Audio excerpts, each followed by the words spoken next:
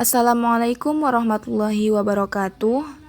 Pada kesempatan kali ini, kita akan membahas mengenai praktikum biokimia farmasi tentang karbohidrat dan metabolisme karbohidrat. Adapun dosen pengampu pada praktikum ini yaitu Bapak Iswahyudi dan Bapak Hadi Kurniawan, dengan asisten praktikum yaitu Paskalis Trianus Kiko.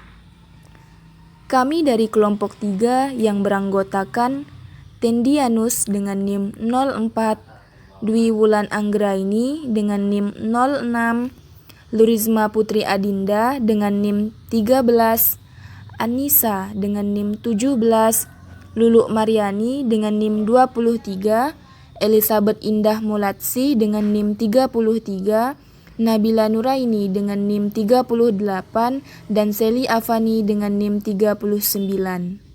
Perkenalkan, saya Seli Afani. Di sini saya dan bersama teman saya bernama Anissa akan menjelaskan mengenai praktikum biokimia yang pertama, yaitu karbohidrat. Nah, saya akan menjelaskan bagian awal hingga pertengahan, dan Anissa akan menjelaskan bagian pertengahan hingga akhir. Nah, adapun tujuan dari praktikum ini yaitu pertama, mahasiswa mampu melakukan isolasi amilum pati dari kentang.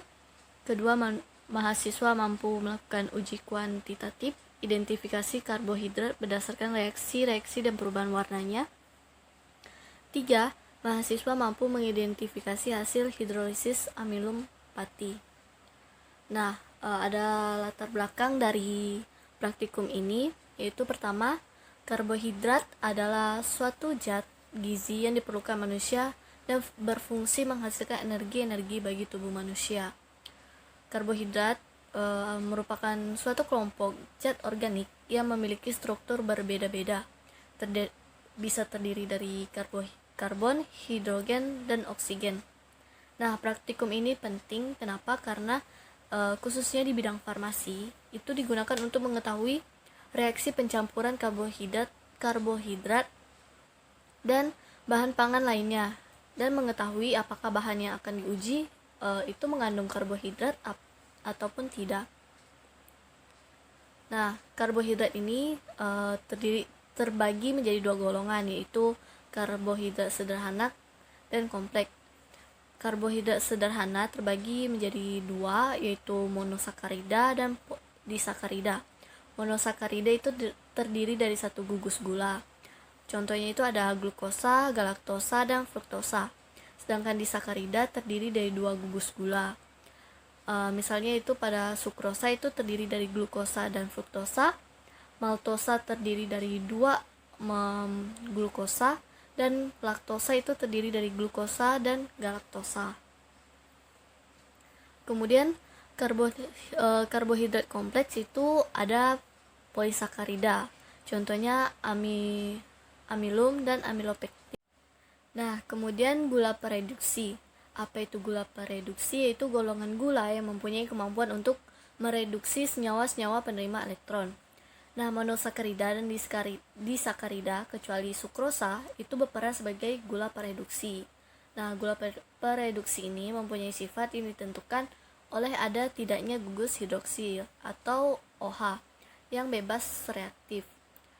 Nah, pemanasan yang dilakukan pada gula pereduksi akan menyebabkan penguraian sukrosa di dalam bahan yang akan meningkatkan kadar gula pereduksi. Nah, untuk uji identifikasi karbohidrat ini yang dilakukan ada 4, yaitu ada uji Benedict, Fehling, kemudian ada yodium, dan uji Molis. Nah, pada uji Benedict, apa itu? Yaitu untuk mengetahui adanya gula pereduksi dalam larutan sampel. Hasil positifnya itu bisa apabila terbentuk warna hijau, kuning, atau merah bata pada tergantung lagi pada gula pereduksinya. Bisa dilihat reaksinya. Kemudian uji Fehling, yaitu untuk menentukan ada atau tidaknya gula pereduksi pada karbohidrat. Reaksi ini terdiri dari Fehling A dan Fehling B yang merupakan larutan berwarna biru. Nah, hasil positifnya ini dia akan terbentuk endapan merah jika jumlah karbohidratnya karbohidrat bereduksinya itu banyak. Bisa dilihat contoh mekanisme reaksinya. Kemudian pada iodium, yaitu untuk melihat ada atau tidaknya polisakarida. Nah, pati yang berikatan dengan iodin akan menghasilkan warna biru oleh struktur pati spiral, sehingga mengikat molekul iodin dan terbentuklah warna biru. Bisa dilihat mekanisme reaksinya. Kemudian pada hidrolisis pati. Nah, untuk menentukan ada atau tidaknya suatu karbohidrat, kita terlebih dahulu harus menghidrolisis pati terlebih dahulu. Kemudian uji molis yaitu untuk menentukan ada atau tidaknya karbohidrat. Bisa dilihat dari warna violet yang terbentuk. Bisa dilihat contoh mekanisme reaksi dari uji molis. Oke, lanjut ke cara kerjanya atau prosedur kerjanya. Sebelum kita melakukan uji, kita harus terlebih dahulu mengisolasi pati. Nah, caranya itu pertama, kupas kentang atau ubi, lalu dicuci dan dipotong. Kemudian parut hingga diperoleh sebanyak 300 gram kentang atau ubi kayu hasil parutan. Kemudian blender dengan 100 ml Aquades selama 2 menit, kira-kira 2 menit. Kemudian disaring, lalu residu atau ampasnya itu dibuang. Tambahkan Aquades 100 ml, kocok datu, biarkan dia mengendap. Itu kira-kira dibiarkan semalaman. Kemudian cairan di atasnya kemudian didekantasi, lalu disuspensikan kembali pati dengan 30 ml etanol 95%. Lalu dekantasi ulang. Atau penambahan etanol itu berfungsi untuk melarutkan zat pengotor yang bersifat nonpolar. Kemudian patinya disaring dengan kertas saring. Setelah itu di oven lalu ditimbang pati yang telah diperoleh untuk percobaan berikutnya. Baiklah, selanjutnya itu pembahasannya. Nah, rendemen pati yang dihasilkan dari 300 gram kentang itu ada 2,6 gram dengan kadarnya 0,866%. Nah, kadar pati yang diperoleh sangat berbeda jauh dengan kadar pati secara teoritis, yaitu 22-28%, dengan kadar amilosanya itu sekitar 21,04%, dan kadar amilopektinnya itu sebesar 78,96%. Nah, ketidaksesuaian ini itu bisa disebabkan oleh beberapa faktor, seperti pertama, pencucian kentangnya itu dilakukan setelah kentang dipotong sehingga kadar amilum atau patinya tuh menghilang. Kemudian yang kedua, varietas kentangnya, di mana varietas kentang yang memiliki rendemen pati tertinggi yaitu varietas Arka atau kentang merah, sedangkan yang digunakan itu kentang warna kuning yang biasa kita jumpai di pasar. Kemudian proses pengendapan yang tidak mencapai titik jenuh, sehingga endapan yang ada itu hanya tersisa sedikit, sehingga sedikit saja pati yang bisa terisolasi. Nah, selanjutnya yaitu uji Benedict. Nah, caranya, langkah pertamanya yaitu pertama, siapkan 3 buah tabung reaksi yang sudah bersih, lalu dipipet 1 ml sampel sukrosa, glukosa, dan amilum. Setelah itu dimasukkan ke dalam tabung reaksinya, lalu teteskan pereaksi Benedict secukupnya. Setelah itu campurkan dengan secara homogen, lalu panaskan di atas api kecil selama kurang lebih 2 menit. Setelah itu dimasukkan ke dalam penangas air selama 5 menit sampai dia mendidih, lalu didinginkan. Lalu amati perubahan warna yang terjadi, atau ada atau tidaknya endapan yang terbentuk. Setelah itu bandingkan dan catat hasil pengamatan. Nah, pada pembahasannya ini hasil praktikum menunjukkan hasil yang positif yang terdapat dalam sampel glukosa, yang berarti glukosa merupakan salah satu golongan pereduksi. Nah, hasil positif ini ditunjukkan dengan warna merah bata yang dipanaskan pada penangas air. Tapi tidak selamanya warna larutan atau endapan yang terbentuk merah bata, karena hasilnya itu bergantung pada konsentrasi atau kadar gula pereduksinya. Nah, endapan merah bata ini yang terbentuk itu merupakan hasil reduksi ion Cu2+ menjadi ion Cu+ oleh suatu gugus aldehid atau keton bebas yang terkandung dalam gula pereduksi atau suasana alkali atau basa. Nah, untuk uji amilum dan sukrosa setelah dipanaskan ternyata tidak membentuk endapan merah bata, melainkan larutan berwarna biru. Nah, ini menunjukkan bahwa hasilnya itu negatif, bahwa amilum dan sukrosa itu bukan gula pereduksi. Baiklah, perkenalkan saya Anissa dari kelompok 3 dengan NIM 17. Di sini saya akan melanjutkan penjelasan mengenai materi uji karbohidrat yang telah disampaikan teman saya sebelumnya. Selanjutnya ada uji Fehling, di mana uji ini bertujuan untuk mengetahui ada atau tidaknya gula pereduksi pada karbohidrat. Untuk sampel yang digunakan yaitu sukrosa, glukosa, dan amilum. Nah, untuk cara kerjanya, yang pertama, dimasukkan 2 ml per reaksi Fehling ke dalam tabung reaksi dan ditambahkan 1 ml larutan uji ke dalam tabung reaksi tersebut. Dipanaskan campuran tersebut pada penanas air dan diamati perubahan warna yang terjadi. Untuk hasil uji Fehling dinyatakan gagal pada praktikum ini dikarenakan larutan Fehling yang kami gunakan hanya Fehling A, di mana sesuai dengan prinsip secara teoritis, di mana reaksi Fehling yaitu menggunakan campuran larutan Fehling A dan Fehling B, yang merupakan oksidator lemah. Hasil positif sampel menghasilkan endapan merah bata, dikarenakan Fehling yang mengandung ion Cu2+ akan direduksi menjadi ion Cu+ yang dalam suasana basa akan membentuk endapan merah bata.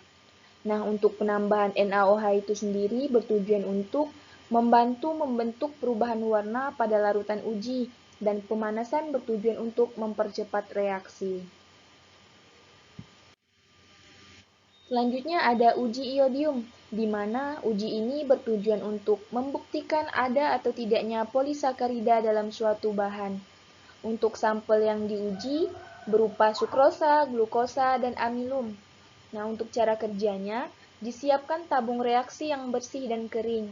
Dipipet 1 ml larutan uji, dimasukkan ke dalam tabung reaksi, diteteskan secukupnya larutan iodium, diamati perubahan warna spesifik yang terjadi, dan dibandingkan dan dicatat hasil pengamatan. Untuk tabung sampel amilum itu sendiri menunjukkan adanya perubahan warna menjadi hijau kecoklatan mendekati biru gelap, di mana warna biru yang dihasilkan ini adalah hasil ikatan kompleks antara amilum dan iodium. Untuk perubahan warna yang terjadi, karena pada larutan amilum ini terdapat unit-unit glukosa yang membentuk rantai heliks karena adanya ikatan dengan konfigurasi pada tiap unit glukosanya. Bentuk inilah yang menyebabkan amilum tadi dapat membentuk kompleks dengan molekul iodium yang dapat masuk ke dalam spiralnya. Sampel sukrosa dan glukosa akan membentuk warna orange saat ditetesi dengan larutan iodium, yang menandakan bahwa hasil percobaan ini negatif. Berdasarkan jumlah gugus gula atau sakarida atau monomernya, sukrosa masuk ke dalam golongan disakarida atau oligosakarida dan glukosa masuk ke dalam golongan monosakarida. Selanjutnya ada uji Molis, di mana uji ini bertujuan untuk membuktikan adanya karbohidrat secara kualitatif. Untuk sampel yang digunakan sama, yaitu berupa sukrosa, glukosa, dan amilum. Untuk cara kerjanya, dibuat reaksi Molis dengan melarutkan 12,5 gram alfa-naftol ke dalam alkohol 95% sampai volumenya tepat 250 ml. Reaksi ini dibuat baru setiap kali digunakan agar tidak mempengaruhi hasil nantinya. Selanjutnya dimasukkan 15 tetes larutan uji ke dalam tabung reaksi, di mana ditambahkan 3 tetes reaksi Molis dan dikocok dengan baik. Dimiringkan tabung reaksi, lalu dialirkan dengan hati-hati 1 ml asam sulfat pekat melalui dinding tabung agar tidak bercampur. Perhatikan perubahan warna yang terjadi.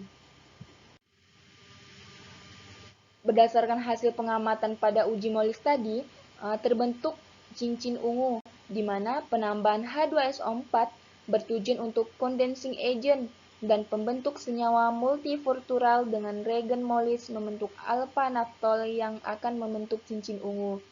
Nah, untuk penambahan asam sulfat itu sendiri melalui dinding tabung akan memberikan bentuk cincin yang sempurna. Penambahan secara langsung, kelarutan akan merusak karbohidrat dan yang terbentuk adalah warna ungu pada larutan. Pada pengujian molis ini, penggoncangan itu harus dihindari sebab akan membuat partikel alkohol yang melindungi karbohidrat tadi akan terurai dan asam pekat akan masuk dan merusak karbohidrat yang ada. Contohnya, pada 2 tabung sukrosa dan glukosa yang hanya memberikan warna ungu saja, sedangkan untuk tabung amilum membentuk warna ungu bening di atas permukaan tabung. Selanjutnya ada hidrolisis pati, di mana uji ini dilakukan untuk mengetahui pemecahan kimiawi suatu polisakarida menjadi polimer lebih sederhana. Untuk sampel yang digunakan yaitu ada amilum laboratorium dan amilum hasil isolasi. Untuk cara kerjanya, pertama-tama dimasukkan 5 ml amilum 1% hasil dari isolasi ke dalam tabung reaksi dan di tabung lain dimasukkan juga amilum standar dari laboratorium ke dalam tabung reaksi sebagai kontrol pembanding. Kemudian, masing-masing tabung ditambahkan dengan 2,5 ml HCl2 normalitas, dicampurkan dengan baik, kemudian dipanaskan di atas penangas air mendidih. Setelah 3 menit, ujilah dengan iodium dengan mengambil 2 tetes larutan ditambah 2 tetes iodium dalam porselen tetes. Dicatat perubahan warna yang terjadi. Dilakukan uji iodium setiap 3 menit sampai hasilnya berwarna kuning pucat.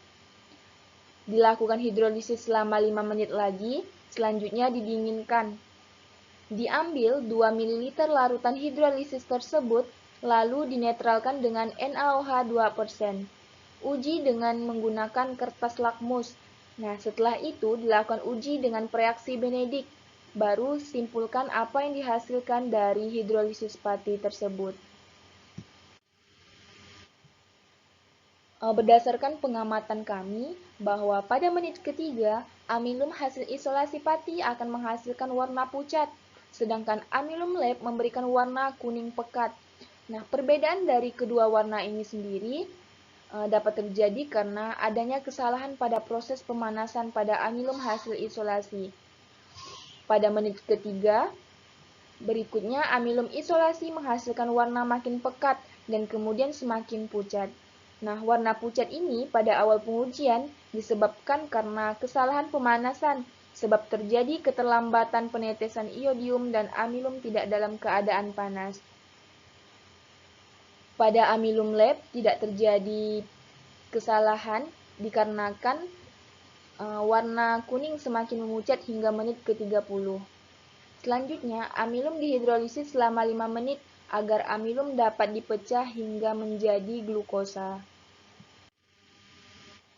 Amilum kemudian dinetralkan dengan NaOH 2%, kemudian diuji dengan kertas lakmus untuk mengetahui apakah amilum tersebut sudah netral atau belum.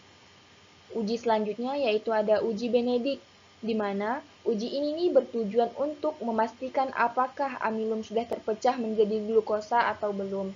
Nah, hasil dari hidrolisis pati yang didapat ada langkah-langkah terakhir berwarna biru. Hal ini dikarenakan amilum belum terpecah menjadi glukosa.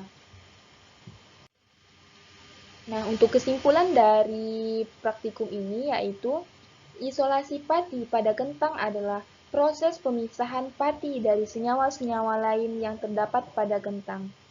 Isolasi pati kentang dilakukan dengan cara pengupasan, penghalusan, penyaringan, pengendapan, dekantasi, dan pengeringan. Pati hasil isolasi pada praktikum ini didapatkan sebesar 2,6 gram dari 300 gram kentang dengan persen bobot 0,866%. Uji karbohidrat dilakukan saat praktikum meliputi ada uji Benedict, uji iodium, uji Fehling, dan uji Molis. Hasil positif dari uji iodium ini yaitu terbentuknya warna merah bata yang ditemukan pada glukosa. Untuk hasil positif dari uji iodium yaitu hijau kecoklatan hingga biru gelap yang ditemukan pada amilum. Untuk hasil positif dari uji Molis yaitu terbentuknya cincin ungu pada fruktosa dan amilum, sedangkan untuk uji Fehling itu sendiri menunjukkan hasil negatif pada glukosa, fruktosa, dan amilum. Hidrolisis yang dilakukan ini pada pati akan menghasilkan yang namanya monosakarida. Hidrolisis air ditandai dengan terjadinya perubahan warna setiap ditetesi iodium. Tahap atau urutan hasil hidrolisis pati setiap 3 menit yaitu amilosa, amilopektin, entrodekstrin, akrodekstrin, maltosa, dan glukosa. Nah, untuk saran dalam praktikum ini, yaitu sebaiknya penggunaan kentang dalam isolasi pati dapat digantikan dengan ubi kayu, dikarenakan pati atau amilum juga terdapat dalam ubi kayu. Proses isolasi pati harus dilakukan dengan bersih, mulai dari penggunaan air hingga saat pengendapan selama 1 malam. Dianjurkan juga untuk memakai plastik wrap saat pengendapan. Nah, untuk pencucian kentang, sebaiknya dilakukan sebelum kentang dipotong. Penting agar kandungan amilum tidak hilang.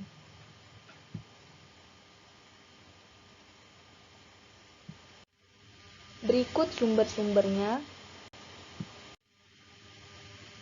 Mungkin hanya ini yang dapat kami sampaikan, kurang lebihnya mohon maaf. Terima kasih.